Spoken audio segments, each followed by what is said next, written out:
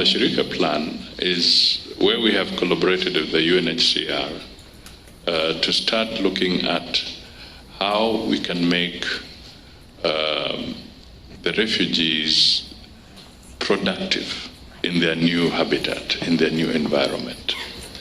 How can they contribute to society? How can they earn a living? Because some of these people we have don't know any other home now. They moved in, some have been born in these camps. They have no idea where their parents came from. So literally, these centers have now become their home. So it is perhaps easier to start talking of how to integrate them, how to get them to sharpen their skills, become better. So in the Shirika plan, which is gaining currency, if I may put it that way, it's a good model of trying to integrate. We look forward to making it better, but funding remains a challenge.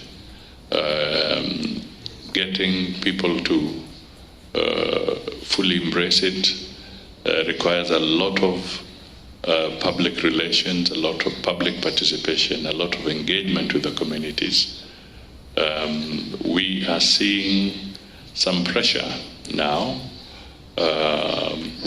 because the funding globally for such programs is dwindling, and therefore the pressure is beginning to emerge in the refugee centers. And these are some of the challenges that we need to figure out how to resolve as we go into the future. So in Kenya, we have now over 108 schools supporting the refugees, where there are about 8,000 children going to school. We also have to try and help those who are mature, but they did not have proper schooling. So we have introduced prior learning so that we can somehow grade the skills that they have, because there are no certificates. These are people who vacated, so there's no documentation. So as a government, we've been working very closely with UNHCR to be able to start building capacity in these refugee camps, introducing them to business, introducing them to skilling themselves, and in the process also providing other services within the refugee camps. And I can say that you cannot do it alone unless you're working very closely with your partners, your international partners. You have to work very, very closely to persuade the host communities to take them on. In certain instances, you will find that resentment could arise if there's a feeling that perhaps they're getting better schooling than what the community is getting.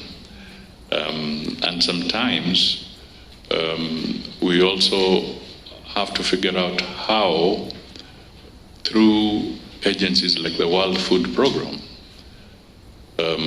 you can work with WFP to support the local farming community, who can then supply the food to the refugee camps. These are important areas of trying to get people to integrate, so that there's an ecosystem that is benefiting all the people.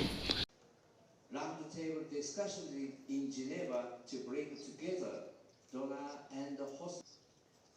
At a regional level, Japan is supporting the newly established center, a training platform we consider to the end preparing for ongoing the future humanitarian crisis. All concrete projects of HDP Nexus.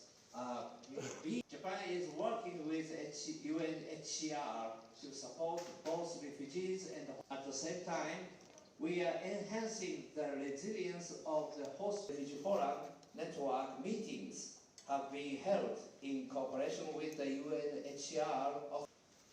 Today's panelists are representatives of the serve as an opportunity to share and expand the system. I affirm my determination to promote the HDP nexus